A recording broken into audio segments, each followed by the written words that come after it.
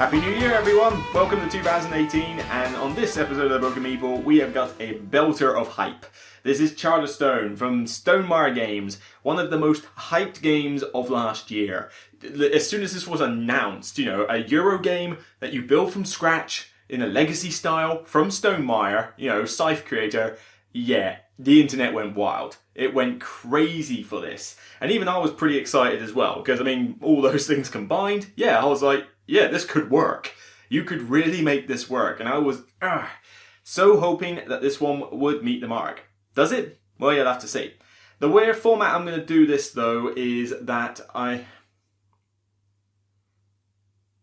the format for this video is going to come in two parts. First up, I'm going to be spoiler-free. I'm not going to give out spoilers, I'm just going to give my thoughts on the game, roughly how it plays, and then leave it at that. The second part of the video, which I will give plenty of, fair warning, will be spoilerific. I will spoil the living daylight out of this game. And you will have to accept that if you accidentally strolled onto that part of the video, that's kind of your own fault. So, we're going to do spoiler-free, then spoilers. Okay? So what is Charterstone?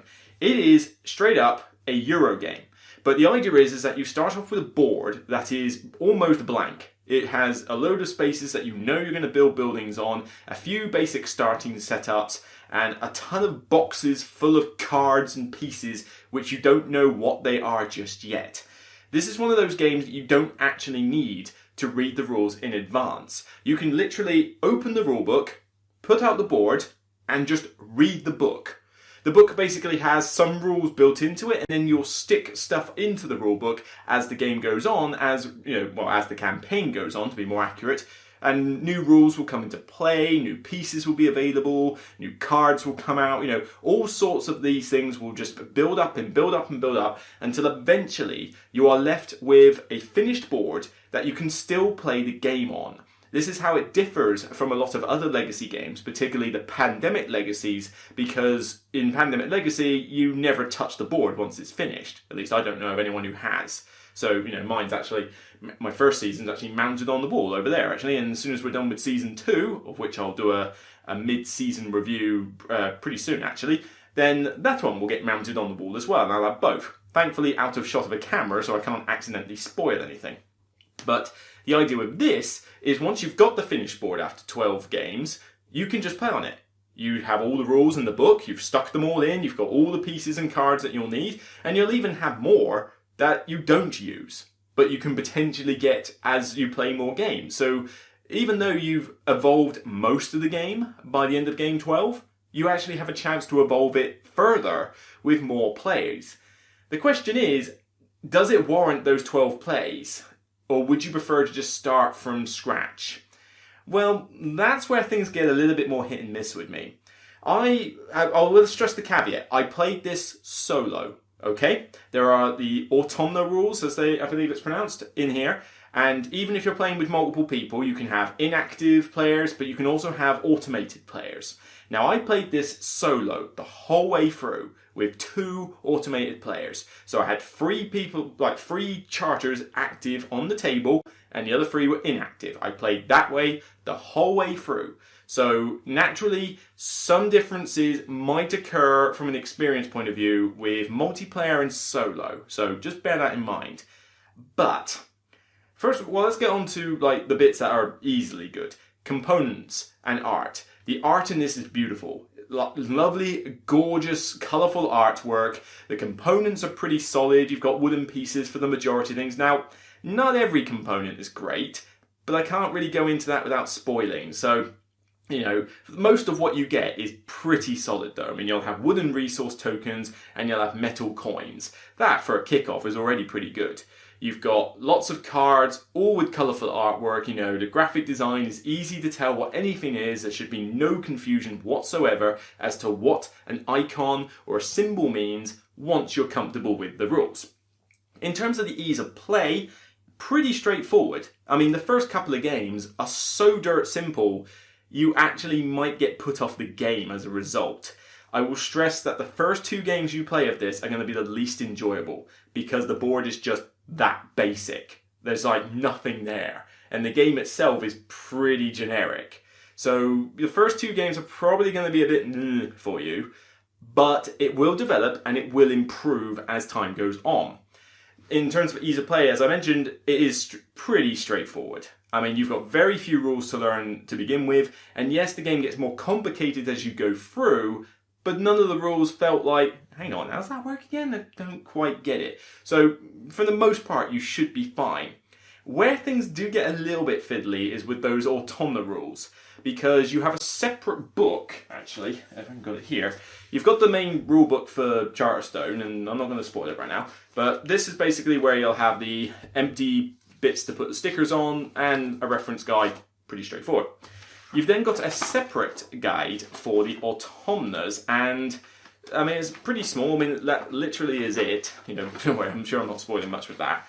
And you will stick some extra rules in here as the game goes on, because obviously the Altmer has to work with other things. But Altmer is literally a deck of cards where you flip the top card, it has a picture of where they will go and how many victory points they'll get and any other random effects that occur. You flip a card every time there is a Meeple available, because this has a similar Meeple mechanic to the Manhattan Project, if you've ever played that game, which is where you put your Meeples out worker placement style, but then once you've used them all, you have to spend a turn getting them back. And you've only got 2 Meeples to begin the game with, so you're kind of like, donk, donk, draw back, donk, donk, draw back.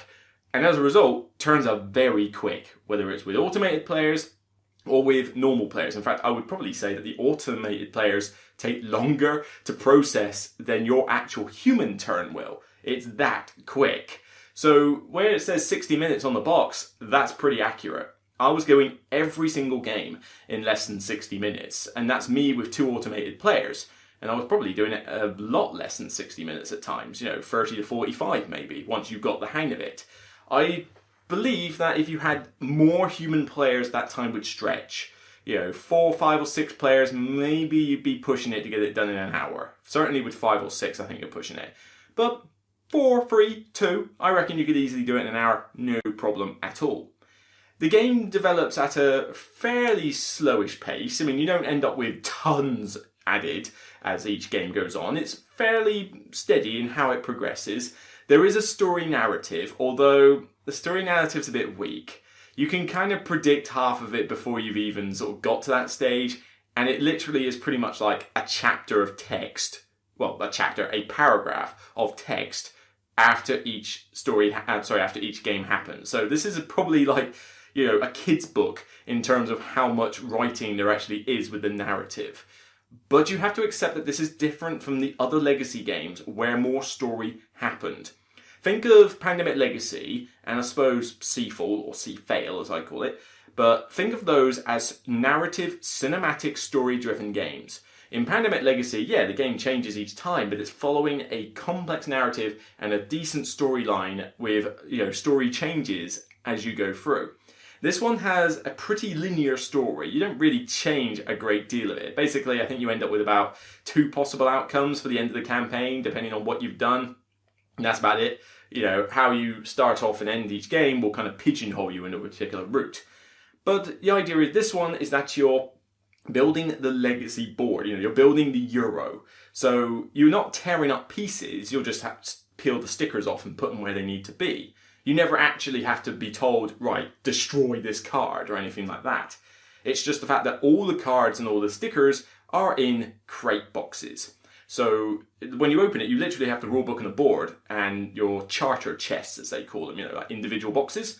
And I gotta give them props for the way they've utilised every part of what you need for some use. Your charter chests have got all the bits you need in order to record progress throughout the whole campaign on the box. So no extra pads, no paper, no extra, side components needed. Everything you need to record your progress is either in or on the outside of those little tuck boxes. And they've made use of all the space that there is available on these boxes and in the index, which is basically the giant box full of cards. So props to Stonemaier Games. They've really thought about how to best utilise the space. Now, as you progress through the game, you unlock different cards based on what you've built and what they call unlocking crates. It's a bit like Zelda, like unlocking the treasure chest and going, ooh, I got this now. In this one, basically, every time you open a crate, it will tell you via an index what cards and pieces you need to get, and the cards will explain the rules. You'll stick them in the book if necessary, and you'll put them on the board, or you'll keep them to one side, depending on what the game wants you to do. I don't want to spoil any more from that for now. So, after all this is said and done, you end up with a final product, a final Euro board, which will be, I have to say, very different from other players. Pretty much every single group will have a full board full of buildings. What buildings they've got though, and where they are, will be fundamentally different. Fundamentally different from anybody else's board. And if you've done with one side, the board is double-sided. So you can actually buy a recharge pack, which gives you all the components you need in order to reset the game, and you simply continue on that plain board. So with the additional purchase, you've effectively got two uses out of this game, and you can play either board when you're finished as a straight-up Euro game. But here's where things get a little bit more south for me. I started off not being a huge fan, mainly because, as I said, the first 2 games or so are very bland and generic. Very little happens, you're not doing very much, whoop-de-doo. Things started to then take an uphill stretch through games, say, 3 to 10, 3 to 9. I was thinking, oh yeah, this is getting better and better, but I never felt, wow. Wow, I've opened this crate and that's amazing. No, it felt like, okay, I've opened this crate and now I've got a chunk of the Euro game I wish I had before. And some of the extra bits they throw in there, not all of them are good. Some of them are great. I'll get into more details and spoiler, but some of them were a bit like, oh, that's really annoying and fiddly. By the time I got to sort of game 10 to 12 though, I was kind of like, yeah, are we done with this now? I kind of want to wrap this up. I was starting to get a little bit bored with the campaign because the story is pretty generic. And the games, even though I was unlocking more stuff, they never felt that different, apart from just having an extra component or piece or certain type of card to, use. And that's only if they actually came up in the game. Now, maybe it's because I played this solo instead of multiplayer. Maybe that had an effect. But certainly, you kind of get pigeonholed into a certain way of playing against the automated players. Because the way the deck works is they go to a specific space and they score a certain amount of victory points. Now, sometimes it's specified, sometimes it's based on their strength. And the strength depends on how many games you've won over time. Little note on that, it is a FAQ fact that you need to begin this game solo with strength of 1. Okay, it says 2 in the book. Begin with 1. If you do not, you will get creamed. Okay, note that. But the strength will go up and down depending on how many times you've won, basically. And it kind of forces you to play in a particular style, because I want to play this game where I'm going, oh, I want to open up more stuff, let's do this. But the effort it takes to do that outweighs the amount of victory points you gain for doing it. Now, against multiplayer opponents, that's fine, because everybody's probably trying to do that, and everyone's going at a slowish pace. But the automated players aren't. They are consistently going card, points, card, points, card, points. So they're constantly trickling up this track. And when the strength gets to about 4 or 5, they become outright dirt sick overpowered. I can beat them on 4 strength, but that was not until about late in the game. When they're 5 strength, I think they're actually impossible to beat. Because they just literally go, I'll go to this random space over here. Normally it would only get you a wood. Oh well, 5 victory points. What? And imagine that they're doing this constantly, whereas you're having to spend several turns just to get the requirements to meet something that gains the same amount of points. When the strength went to 5, they were unbeatable. It had to divert back to 4, and even then it still remained a challenge. Now, a challenge is good, but I think that this was based on me having to gun for the victory points more than actually trying to unlock stuff in the game, which is not the way I wanted to play it. I wanted to, every time I took a game where it's like, I'm going to focus on opening crates, I lost. I can't remember if there was an exception, but I think the majority of the time that I went for opening crates and building buildings, I lost. But when I focused solely on victory points, like objectives and things like that, I won, with either close or pretty easily. And that was a bit of a shame. I didn't want it to force me into that position, but I'm sure a multiplayer experience is a lot different. But as I said, I don't know, something about this just didn't wow me. Maybe I expected too much from it. I knew this wasn't going to be a cinematic, story-driven game. I knew this was going to be a Euro game that you built up.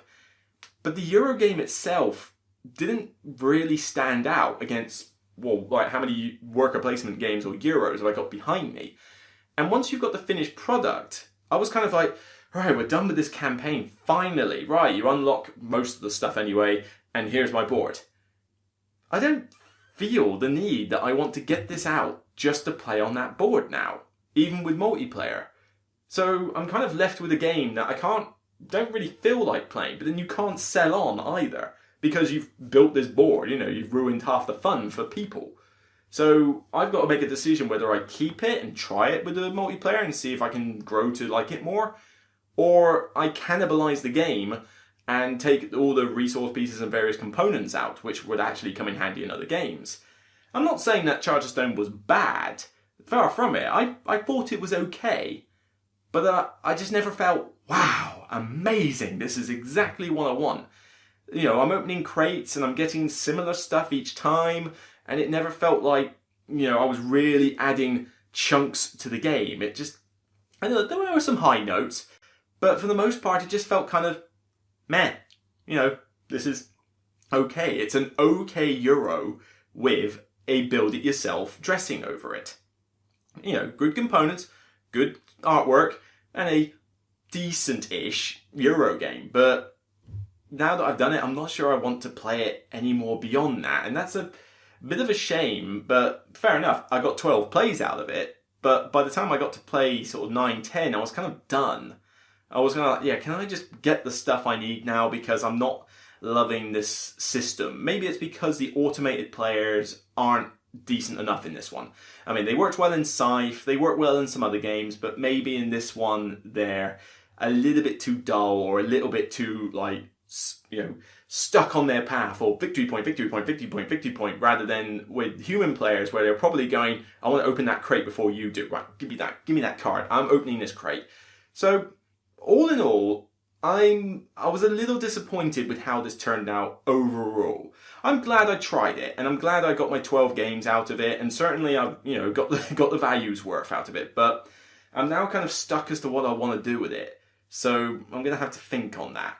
So I can't really say much more. This was purely from a solo perspective. I hear people are enjoying it more with like their spouse as a 2-player, or with a couple of friends. I don't know, I wouldn't want to play this with 5 or 6 players. I think the game would just go on too long, even with the quick turns. But some people have enjoyed that as well. So overall, I'm probably just going to cap this one at 6, I think. I think it's fine. I think a lot of people are going to love this game. I can certainly see that some people are loving this game, and you are going to get your money's worth, because you're going to play through this. You're going to want to see it through to the end, and you'll get 12 games out of it. Most of these games behind me I haven't played 12 times. Do you think I've played 12 games of Lisboa yet? Or even Vinhos? Some of these big games are hard to get played. Whereas this one, you're going to get your 12 games, and if you really like it, you're not stuck with a product that you've just got to chuck out. You have a game that you can still play, and it still works. So if you are enjoying it, you've got great value for money. 12 games plus future proofing. And then buy the recharge pack, do the entire thing again with other people. Now granted, you're going to know exactly what the plot is, and that might influence how you play the game, but you got another use out of the game. I think it was a good design point to have a double-sided board, because they could have easily just ignored that. But nope, they actually thought about this, and all you need is the recharge pack. Probably not something I'm going to be grabbing though, unless you'd have to convince me to get that recharge pack. But who knows, maybe in the future, if I know enough friends who want to play this game, then maybe as a group we'll get the recharge pack and I'll sit through it again. But yeah, I'm not exactly desperate, certainly not from a solo point of view as well. I think this one is much better with multiplayer, than it will be solo. At least I hope it will be. So, 6 from me. That's it from me reviewing Charterstone spoiler free.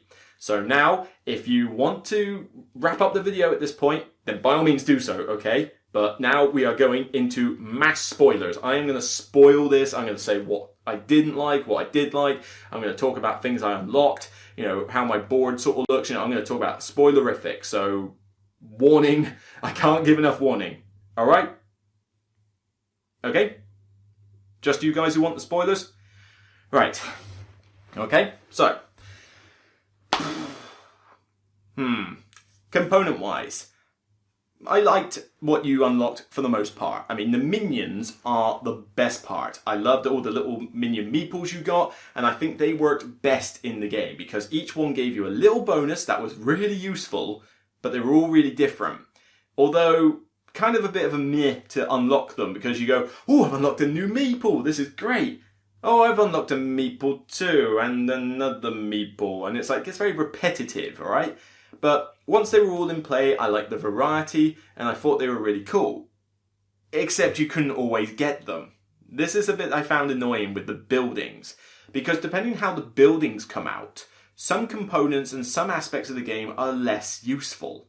You know, the Payroll Tokens, I hated them. They were horrible.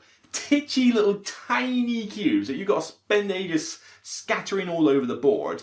They mean different things, but who cares? They're just little colour cubes. And then their sole purpose for most of the game is just to trade into the quota market for a few extra points. That's it. I found 2 buildings the entire campaign that converted those cubes to something else. And that only worked with the purples and the yellow ones. And I didn't even get the yellow one until like game 10, 11. So I was almost done. So most of these colour tokens were just completely pointless. It's kind of weird that you have a peril token that gaining it is a good thing as well. That's like, huh? You're technically solving the peril, but then you just end up with this little cube that doesn't do anything. You know, unless you get multiple copies of it and you go to the quota market. So, yeah, that was a little bit lacking in that respect. Some of the other cards that you got I was fine with. I mean, I like the treasure cards. The treasure cards were pretty cool, but again, I didn't get them until about game 9 or 10. So it was a bit late in the campaign when those cool things opened. Although a lot of them are kind of repeated. Like the scroll of wood, fire, water and all that all do exactly the same thing. So what's the point? Why not just call them the same name? I don't know. The guests, I thought they were pretty cool. You know, you got them and they generated an income for you. Although, income doesn't happen often enough in this game. I mean, with a free-player game, I think it goes off 3 times, and one of them's at the very end. You know, with more players, it would go off a few more times, but yeah, that's not a lot of income to get from your guest. When you imagine that it probably cost you a coin and a resource to get the card in the first place, and then it just gives you some, like, 1 or 2 things, you know, for the rest of the game. So, I never really felt they were worth anything. Well, with one exception, the Sorceress. We'll get onto her a bit later. Who else we had? Friend cards. Friend cards I thought were better than the guests because they gave you bonuses for using specific buildings on other people's charters. That I thought was quite a cool little addition. Except that it depended on which buildings you'd built in the charter. You know, you could have one that said, if you go to the blue charter, you get an extra victory point. Hang on a minute. I didn't build any buildings that give victory points in the blue charter. So this friend is completely useless. I don't like it when you get like Deadwood cards like that. That was just like really odd and really annoying. What else do you have? You had treasure cards, you had guests, you had friends. Oh yeah, the assistants, they were okay, but they diluted in value as the game went on. And by the end of it, I was kind of like, yeah, I don't really want them anymore. I want more of the other cards. Items were a bit of a waste as well, actually. I mean, it's quite amusing that a loaf of bread is apparently an item you can create for victory points. But considering you have to spend a resource at least, I mean, with a basic building, there are other ways to get the cards, but it depends what you built. I didn't build much that allowed me to get more cards. So unless you were lucky enough to have the, is it the robot meeple, I think? Robot minion, you know, to get, you know, more advancement cards, which unfortunately the smithy only got built on an island and the island never saw play all the time. You know, you're not getting those cards very often. So you might have spent a resource, if not more, to get that card. Then you need another 3 resources to cash it in for points. that's a fair few turns in order to get the resources you need just for those points. It almost seems like it's not terribly worth the effort, and certainly not as fun as, say, grabbing an a constructed building card off the deck and trying to open it to get a crate. Certainly that's more enjoyable to do for the time and money than it is to just simply go, here's an item card, victory points. So they were kind of hit and miss. I wasn't desperate for them. With regards to the rulebook, and the storyline, pretty generic. I wasn't that great with it. I mean, what did I end up with? Like 3 happy king faces and 1, 2, 3, 4, 5, 6, 7, 8, 9, 10, 11, 12, 13 unhappy faces. Yeah, the Forever King and I did not get on well. Let's put it that way. I enjoyed the little gimmicks that they threw in, like, you had to compare your score to an average that was on the internet. That was pretty cool, although you try beating the average score by yourself with automated players. Yeah, good luck with that. And from that point on, it just spiraled out of control with, because the automated players never really went for the same stuff you were going for with those guidepost cards, you always ended up ticking off the king. So basically the king hated me by the end, but loved me enough to take over my soul, and when I won the campaign. Yeah, not the best way to end the campaign, I won! You are now a douchebag king. Yeah, not the best way. But, like I say, story's pretty generic, and it's kind of a side thing, really. You didn't really care that much about it. It just changed up the rules every now and again. One warning about the rule cards, though, when you stick them in here. If you can see the bottom of that, you might notice that the middle one is a little bit wonky and a little bit off-kilt. That's because I made the mistake of coming into contact with this rulebook too soon after peeling the sticker off the cards. If you are not certain you know where you're sticking it, or if you accidentally brush this page with a sticker, it's going to stick and you will not be able to peel it off. Not without tearing the card in half. It's not possible. As soon as any part of that sticker touches this book, it's going there, even if it's wonky. You need to make certain you get it right first time, without fail. So a couple of my rule cards in here are a tad wonky. But, oh well, that's a minor thing. Guest item treasures, trying to think. Oh yeah, what was that candle about? That was weird. In one of the scenarios, it gives you a candle which you light before the game starts. And it's meant to be a beacon for the king as he's coming to visit. And basically you have to keep it alight. But if it burns out for any reason, whether you take a particular token or somebody just happens to go and blow it out, then you tick off the king and it's a story element that you have to do. I thought it was amusing that they actually bothered to pack an actual little miniature candle in here, but what was that point? You could have literally just done a die roll. It seemed like so much of an afterthought. Let's look at the Dice Tower reaction on their video review. It's quite amusing, but yeah, that was just kind of odd, really. But I don't know. It was a nice little gimmick, I suppose. I can't fault it too much. Trying to really think of anything else. I mean, the buildings I was fine with. I think most of my charters, do not forget that the inactive charters build at the end of every game. Start of every game. Do not forget that rule. Because I forgot that for a couple of games. It's like, okay, build stuff. Now I've actually got more to do. The way my territories ended up, it was fun to name everything, although I only ended up with so many assistants and guests, so there's a lot of blank names in this game. And yeah, the buildings worked okay, but the problem is that you don't have enough variety with them. I mean, there's a few of them that give you income, but the effort to go and get that income is so much that by the time you've actually got the income, the game's almost ended. The Payroll Tokens, you can get some buildings that convert certain colours to victory points. They're all the same, just change X colour for X colour. But I've only found 2 of them. So most of the Payroll Tokens are worthless. There's only one building I've got that allows me to get a friend card. There's only one building I've got that allows me to get a guest card. Granted, you can just get them by the normal method, but there's only so many ways of doing things. And some of the resources have clearly become better than others. I mean, if you've got coal, you can make a fair bit of money on my board. Same with metal.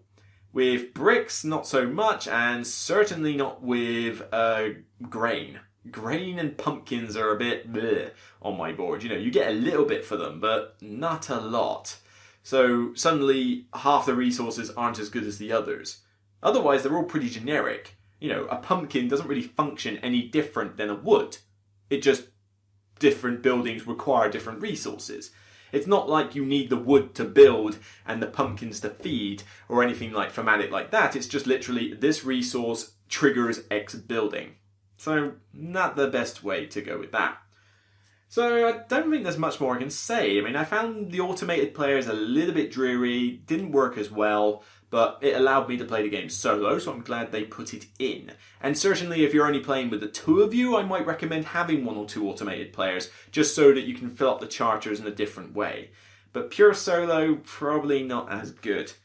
I don't think there's really much else on the spoiler front that I can mention. I mean, I like the persona cards, you know, the fact that now that the game's finished, you know, if you don't unlock everything by game 11, it pretty much tells you to unlock everything, you know, or at least unlock the major stuff. So that's pretty good. At least you're not leaving stuff out. But now that the game's over, you've got a bigger objective deck, you've got a big advancement deck full of some buildings you've yet to build or yet to open crates for. That's quite cool, because now the game can still evolve in future plays. And then you've also got the persona deck. That's really good, because now you shuffle it up, you give personas out to different people, and they get to choose one for the game. And you can potentially unlock more. So that's all pretty sweet as well. So, like I say, I don't think Charterstone was bad. I just wasn't wowed as much as I could have been. And maybe because I was playing solo only, maybe that was half the problem. But, you know, some people are really enjoying this, and hopefully you will too. I just leave it to you to make up your mind as to, you know, which way you stand with it. So, throat's starting to go a bit. I think I better wrap this one up. So, thanks for watching. If you like what you see, then please subscribe to the podcast. Feel free to give feedback, and I'll see you on the next Broken Meeple review. Have fun, guys. Welcome to 2018.